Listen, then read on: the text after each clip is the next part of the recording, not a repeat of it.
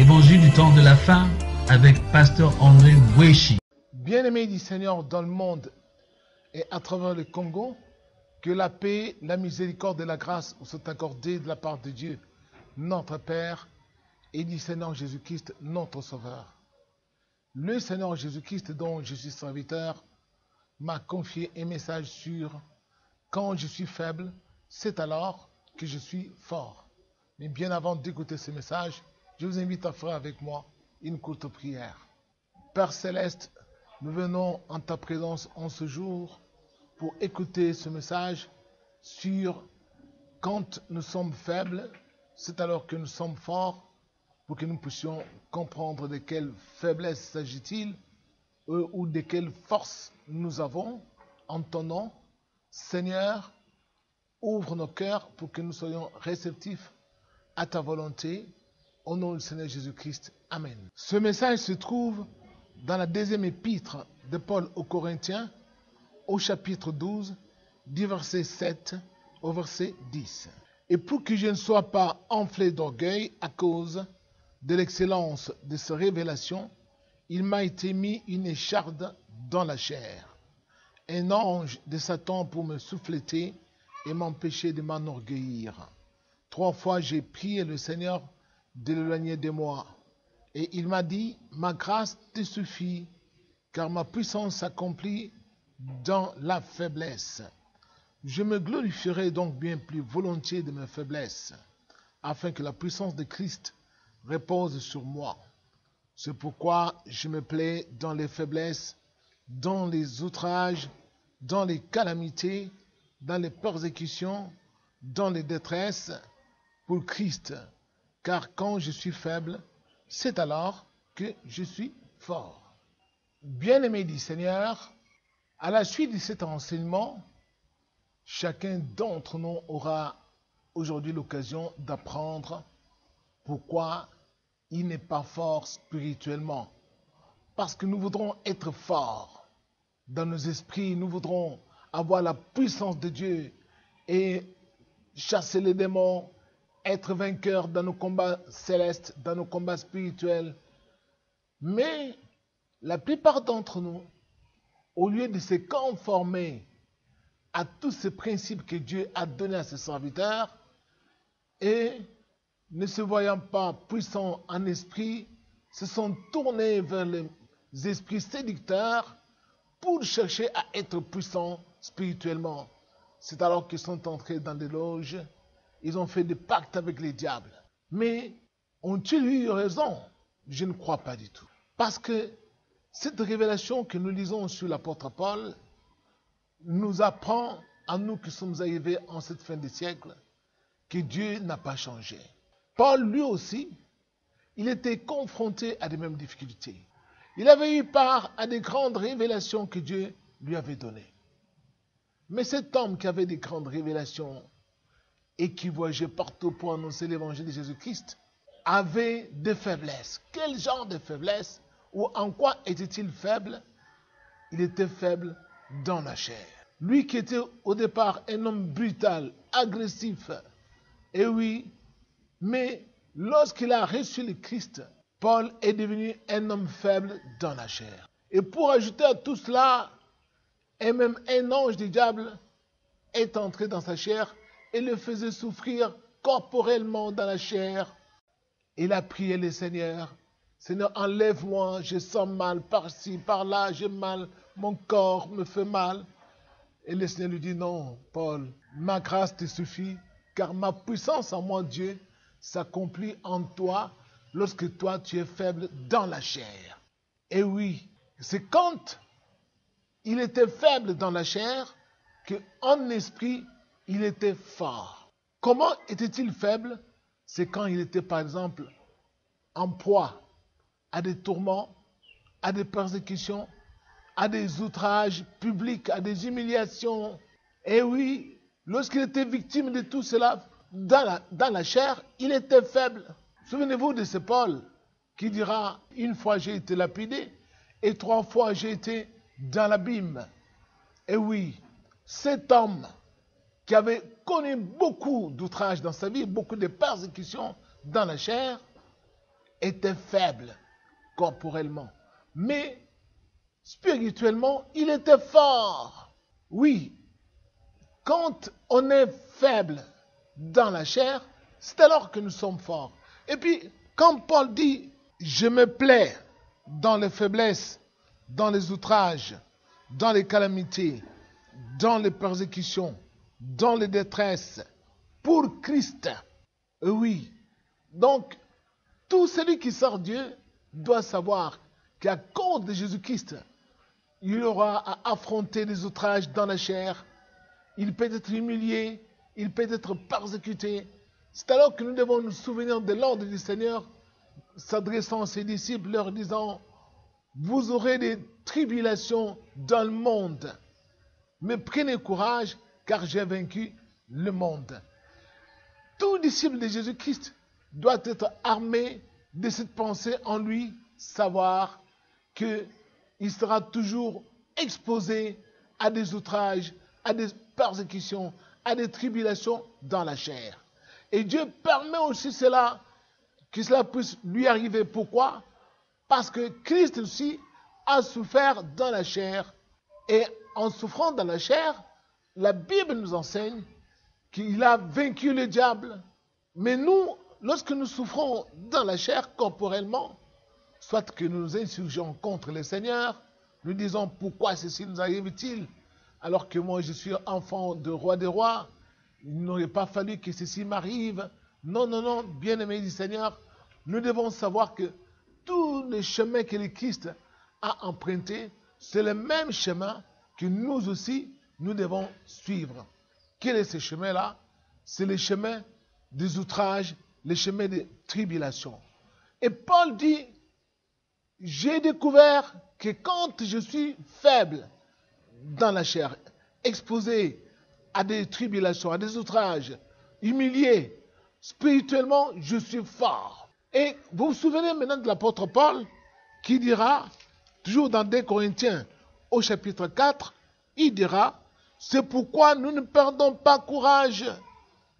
Et lors même que notre homme extérieur se détruit, notre homme intérieur se renouvelle de jour en jour, car nos légères afflictions du moment présent produisent pour nous, au-delà de toute mesure, un poids éternel de gloire, parce que nous regardons non point aux choses visibles, mais à celles qui sont invisibles, car les choses visibles sont passagères et les invisibles sont éternelles.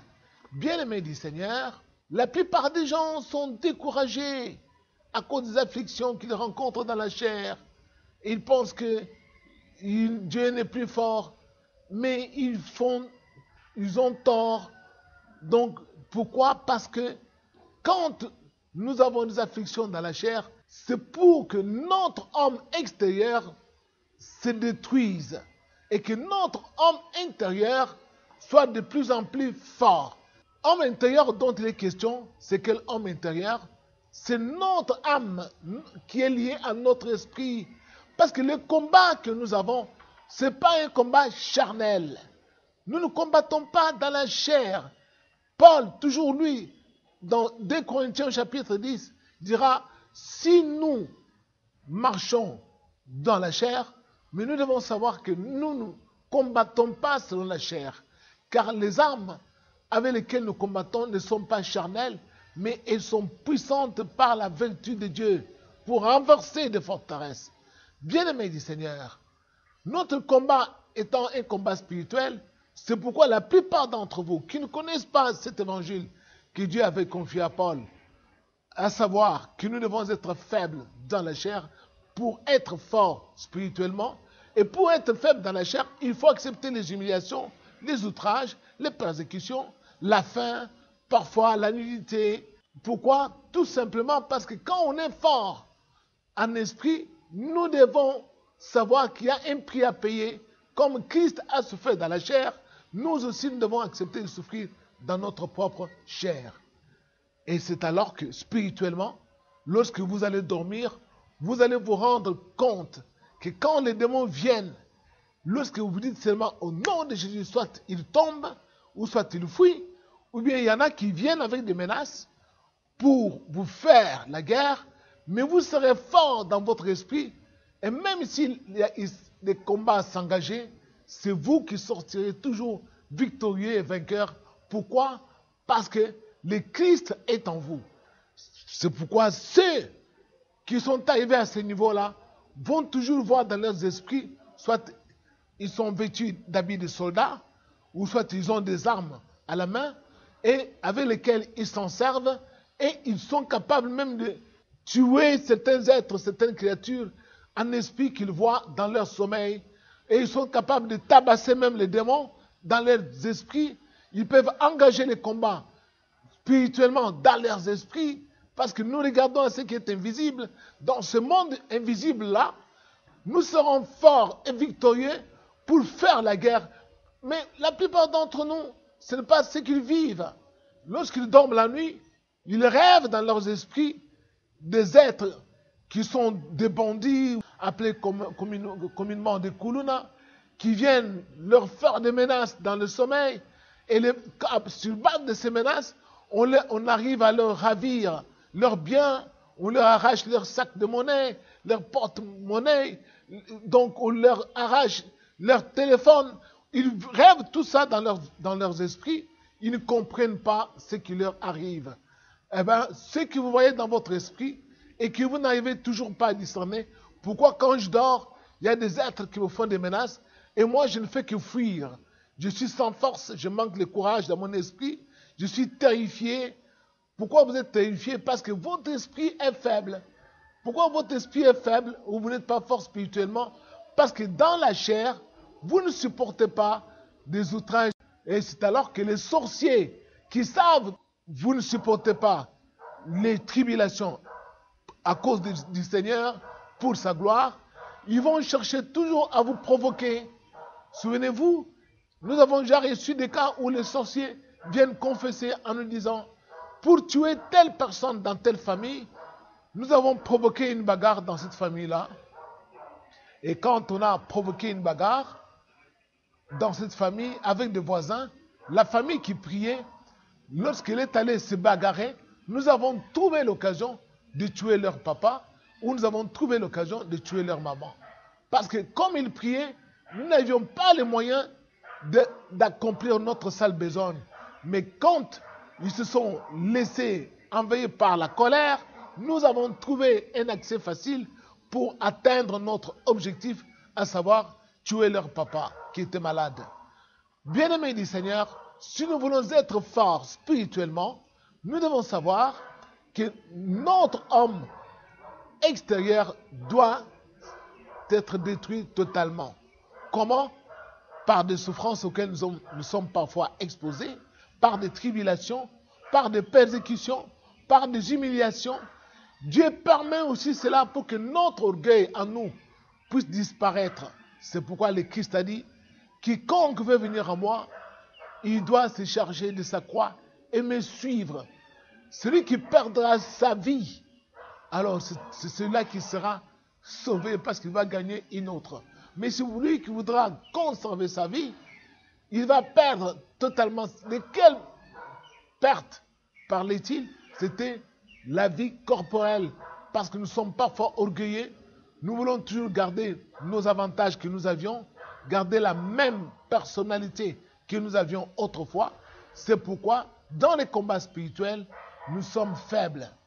Mais celui qui voudra être fort spirituellement, il doit savoir qu'il doit passer par ce chemin, le chemin que le Christ est passé, lui-même ayant souffert dans la chair, pour finir avec les péchés.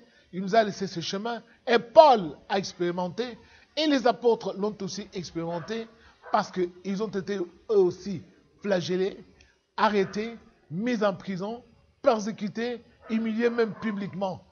quand ils étaient persécutés, outragés, c'est alors que spirituellement, ils étaient forts et qu'ils pouvaient combattre contre les diables. Et les diables étaient toujours perdants. Pourquoi? Parce que spirituellement, ils avaient le Christ en eux. Et tout serviteur de Dieu doit savoir que quand il est faible dans la chair, il est fort spirituellement.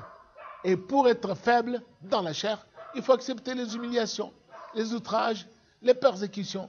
Et quand on passe par là, on sera en mesure d'être fort et de combattre n'importe quel type de démon, même des sirènes des eaux, dans les combats célestes.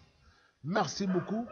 Que le Seigneur vous assiste et vous donne la force spirituellement et que vous soyez fort spirituellement au lieu d'être fort dans la chair. Que Dieu vous bénisse. Merci et à la fois prochaine.